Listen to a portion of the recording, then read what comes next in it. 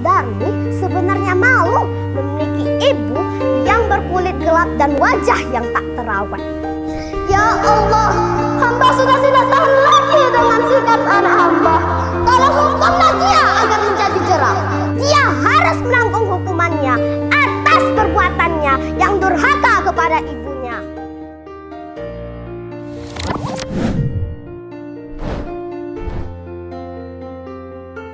Assalamualaikum warahmatullahi wabarakatuh. Perkenalkan, nama saya Ruqayyah Mujahidah dari SDIT Al-Falah. Saya ingin bercerita tentang legenda Batu Menangis dari Kalimantan Barat. Begini loh ceritanya.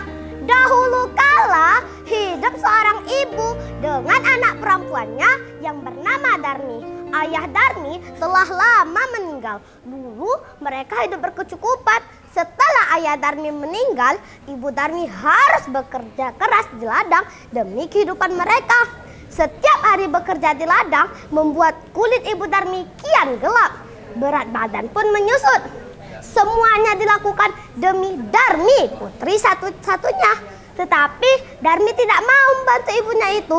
Kerjanya setiap hari hanya berdandan dan enggan keluar rumah karena ia takut kulitnya gelap seperti ibunya. Suatu hari ibu Darmi hendak pergi ke ladang. Dia akan pergi sampai sore hari sebab musim panen sudah tiba, dan dia berkata kepada Darmi, "Darmi, bisakah kamu memasak hari ini, Nak? Ibu tidak bisa pulang siang ini karena harus menyelesaikan panen kita. Jika sudah selesai memasak, maukah kamu mengantarkan makanannya ke tempat ibu?" Kata ibu Darmi. Darmi yang sedang menyisir rambutnya yang indah pun terkejut. "Tidak mau, Bu. Nanti kalau aku memasak, rambutku bau tungku, Bu. Aku kan habis keramas. Lalu kalau aku mengantarkan makanan ke tempat ibu, nanti kulitku jadi hitam, Bu. Aku kan habis luluran," jawab Darmi. Ibu Darmi yang mendengar jawaban itu hanya bisa menggelengkan kepalanya dengan perasaan sedih. Saat di ladang, ibu Darmi bekerja dengan keras tanpa mempedulikan perutnya yang lapar. Saat lelah, dia beristirahat sambil meminum air kendi yang dibawanya. Dia pun berdoa di dalam hati, "Ya Allah, tolonglah kami, ubahlah anakku dari sifat malasnya." Setelah pulang dari ladang, dia langsung menuju ke rumahnya. Betapa terkejutnya, di sana tidak ada makanan yang bisa dimakan. Rupanya Darmi memang sama sekali tidak memasak.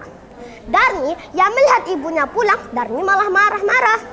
"Ibu nih, kemana saja sih? Masa tidak ada makanan? Aku kan jadi lapar, seharian tidak makan," kata Darmi. Ibu Darmi menjawab dengan sabar, "Darmi, tadi kan ibu sudah menyuruhmu untuk memasak, Nak." Darmi yang mendengar jawaban itu langsung pergi meninggalkan ibunya yang sedang kelaparan dan juga lelah. Keesokan harinya, ibu Darmi sudah bersiap dengan hasil panennya itu dan dia akan pergi ke pasar. "Darmi, ikutlah ke pasar, Nak. Ibu membutuhkanmu untuk membawa hasil ladang kita." "Tidak mau, Bu. Nanti kulitku kotor, apalagi pasar kan becek.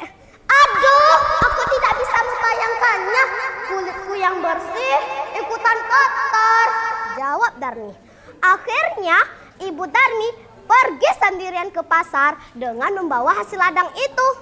Tidak terlalu banyak, tetapi cukup untuk kebutuhan beberapa hari.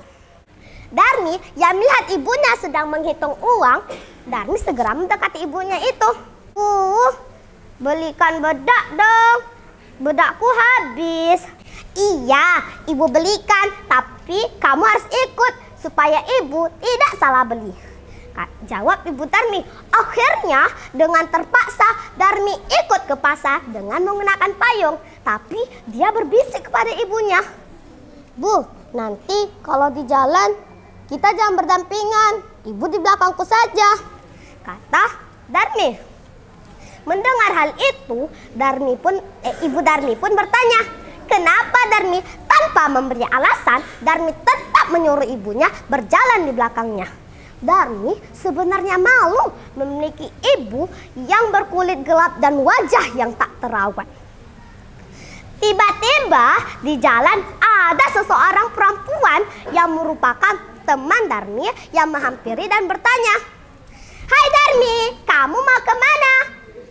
"Aku mau ke pasar." Teman perempuannya yang melihat ibu Darmi dengan tatapan pun bertanya, "Itu siapa Darmi? Ibumu ya?" Darmi yang tak ingin temannya tahu jika ia memiliki ibu yang kotor dan jelek, Darmi segera menjawab, "Oh, ini pembantuku, tentu saja bukan ibuku." Ih, amit-amit deh. Betapa sedihnya hati sang ibu mendengar hal itu. Namun sekuat tenaga masih ditahan di dalam hati. Kemudian sampailah Darmi dan ibunya di pasar. Saat ingin memasuki pasar, lagi-lagi dia bertemu dengan temannya yang lain. Darmi dan temannya melakukan pembicaraan yang sama dengan teman sebelumnya dan mengakui ibunya sebagai pembantu. Ibu Darmi tak kuasa lagi menahan air matanya. Dia sudah tidak tahan lagi dengan apa yang dikatakan oleh anaknya itu. Maka dia pun berdoa di dalam hati, "Ya Allah, hamba sudah tidak tahan lagi dengan sikap anak hamba. Tolong hukumlah dia agar menjadi jera." Setelah selesai berdoa, Darmi pun menjerit, "Ah, ibu, kenapa dalam kakiku? Kenapa tidak bisa digerakkan lagi?" Kata Darmi. Sedikit demi sedikit, Darmi pun menjadi batu. Ibunya menangis pilu. "Maafkan aku, nak. Ini semua karena perlakuanmu terhadap ibu." Darmi pun menangis dan merintih kesakitan sambil meminta ampunan kepada ibunya. Namun sayang, semua tidak bisa kembali lagi. Darmi pun tetap menjadi batu. Dia harus menanggung hukumannya atas perbuatannya yang durhaka kepada ibunya. Seorang anak yang durhaka kepada ibu ataupun ayahnya bukan hanya mendapatkan kesengsaraan di dunia, melainkan di akhirat juga ia akan terima. Rasulullah Sallallahu Alaihi Wasallam bersabda, "Ridhonya Allah terdapat ridhonya orang tua, murkanya Allah terdapat murkanya orang tua." Hadis riwayat Tirmizi. Nah, teman-teman, itulah cerita dari legenda Batu Menangis. Semoga dengan mengetahui cerita ini, kita bisa mengambil hikmah dari cerita ini, yaitu selalu berbakti kepada orang tua, bunda ataupun ayah. Sebelum Ruqayyah tutup, Ruqayyah ingin pantun dulu nih. Balu berendam kuah hasidah, itulah makanan khas seberang. Jangan lupa doakan Ruqayyah agar dipilih juri jadi pemenang.